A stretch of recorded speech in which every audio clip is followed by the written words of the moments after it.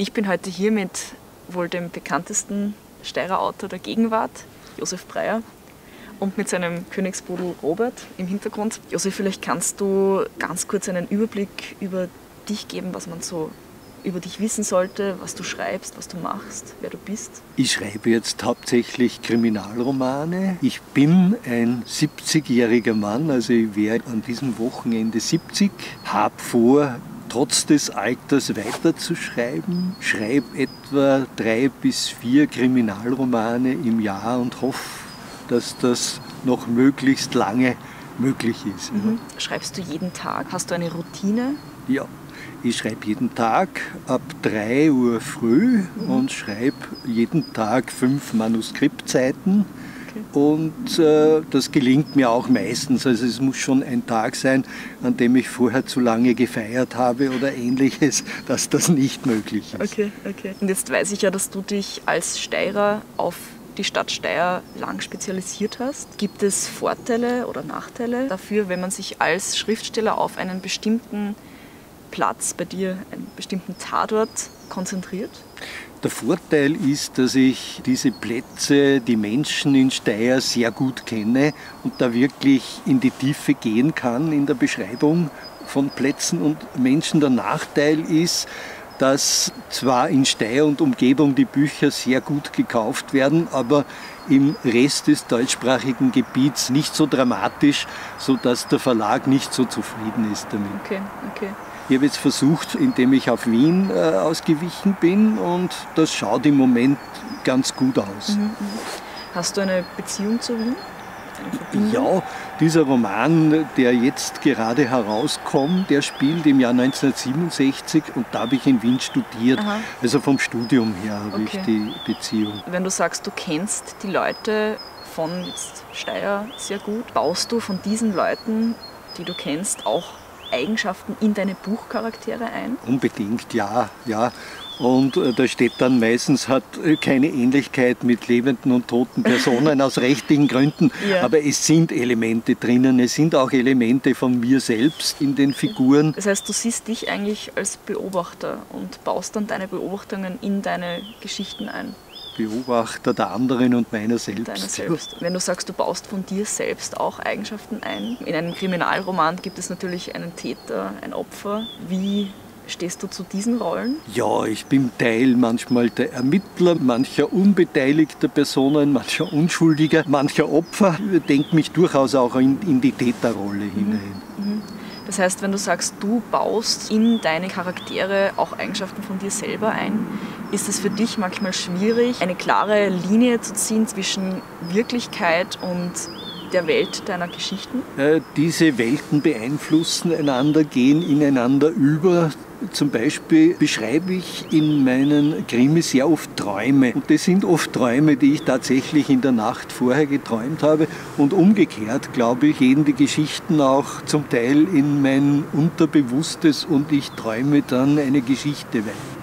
Zum Teil probiere ich auch mit manchen Figuren etwas aus, was ich mir selber noch nicht getraut habe. Aha, okay. Also so in einer Art Versuchslabor, weil da kann ich auch schauen, wie reagieren die anderen Figuren drauf. Robert ist übrigens auch schon vorgekommen, als Hund Herbert in den Steyr-Krimis. Aha, okay. Gastauftritt. Ja. Hilft dir der Robert beim Schreiben? Ist er dein Muserich sozusagen? Er liegt unterm Schreibtisch, ruht dort angenehm in der Früh und es strahlt für mich Ruhe aus. Hast du einen Tipp sozusagen, falls sich jetzt eine Person in meinem Alter mit dem Bücherschreiben auseinandersetzen will, hast du einen Tipp für diese Altersgruppe? Wie wird man Schriftsteller heutzutage? Also mir selber hat, ich war damals jünger, ein älterer Krimischriftsteller den Rat gegeben, einfach schreiben. Nach dem 10. Buch ist ein brauchbarer Krimi entstanden, die anderen soll man wegwerfen. Ich habe gesagt, hast du die ersten 10 weggeworfen? Und er hat gesagt, nein, ich musste doch von etwas leben. Aha. Und so ist es bei mir auch gewesen. Okay. Aber ich habe wirklich nur durch das es tun und es machen, es gelernt.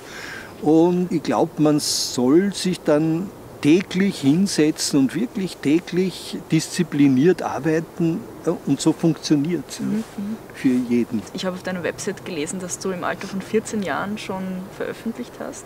Ja, in der Steirer Zeitung damals. Aha, okay. Ja. Das heißt, du würdest schon sagen, dass man sich engagieren soll, auch im Geschichtenschreiben und das auch an die Leute bringen soll, so gut es geht. Ja, ich bin der Meinung, ja, man kann schon für sich selbst auch schreiben, aber das Reizvolle ist schon, dass das andere lesen, auch darauf reagieren. Also für mich ist das Veröffentlichen wichtig. Schreibst du manche deiner Romane, deiner Kriminalromane für andere Menschen? Also nicht nur, dass du sagst, du erfindest selber die Geschichten und das ist das, was du machst, sondern auch gezielt für andere Personen? Ich denke jetzt gerade drüber nach, aber ich glaube, nein, ich schreibe es hauptsächlich für mich selber. Und in der Hoffnung, dass es dann anderen gefällt. Jetzt weiß ich natürlich, dass du auf Facebook sehr aktiv bist und auch oft Einblicke in deinen Alltag gibst und in den Alltag von Robert. Findest du es wichtig, dass Buchautoren, auch generell Filmautoren, Theaterautoren, Leute, die schreiben, heute auch über Social Media mit ihren Leserinnen und Lesern Kontakt aufnehmen? Ich glaube, es ist grundsätzlich wichtig bei sehr bekannten Autorinnen und Autoren und Schauspielern. Da bin ich mit einigen auf Facebook befreundet. Und diejenigen, die tatsächlich etwas dann von ihrem Privatleben schreiben, also da ist dann wirklich eine Verbindung vorhanden. Bei mir ist es eher von geringerer Bedeutung, aber ich bin wahnsinnig gern eben mit vielen Menschen in Kontakt und lese, was die schreiben. Wir reagieren aufeinander. Also bei mir ist eher ein persönliches Interesse dran. Es ist eigentlich interessant, was für Beziehungen man da auch aufbauen kann durch Social Media. Wir haben uns jetzt eigentlich bis auf Facebook noch nicht vorher gekannt und es ist dann eigentlich spannend, wenn man so eine Community aufbauen kann durch soziale Medien. Ja, genau. Ich kenne einige meiner Facebook-Freunde nicht, aber sie sind mir sehr vertraut, weil ich bin letztlich nur mit Menschen befreundet auf Facebook, mit denen ich irgendwie kann. Und bei anderen, das trennt sich dann wieder. Wenn du sagst, du bist mit Menschen befreundet, die du nicht wirklich persönlich kennst, aus dem echten Leben, aber sie kennen ja dich als Autor, als Josef Breyer. Das ist ja dann eine interessante Ebene. Das stimmt, manche, die Bücher lesen, die kennen ein Stück mehr von mir als ich von umgekehrt. ihnen. Zum Schluss möchte ich mit dir noch einen Word-Rap machen. Ich gebe dir 10 Stichwörter und ich möchte dich einladen, dass du einfach immer gleich das Erste sagst, was dir dazu einfällt. E-Book. Ich lese nur mehr E-Books. Morgenstund. Ja, Gold im Mund fällt mir ein, aber ich würde sagen Gold am Schreibtisch. Politik. Nicht rechts. Grammatik. Wichtig. Sherlock Holmes. Sehr wichtig. Geburtstag. Leider. Facebook. Süchtig. Goethe. Schätze ich sehr. Friseur. Selber. Kaffee. Sehr wichtig. Josef, danke. Robert, danke. Wir bedanken uns. Ja, wenn ihr neugierig geworden seid, es gibt jetzt ein neues Buch, einen neuen Kriminalroman, der heißt Wiener Blaupausen, erscheint offiziell am 7. Februar. Und ja, Robert, gell? Der erscheint offiziell am 7. Februar und ist jetzt zur Vorbestellung erhältlich. In diesem Sinne danke ich dir nochmal recht herzlich. Es war sehr interessant. Und ja,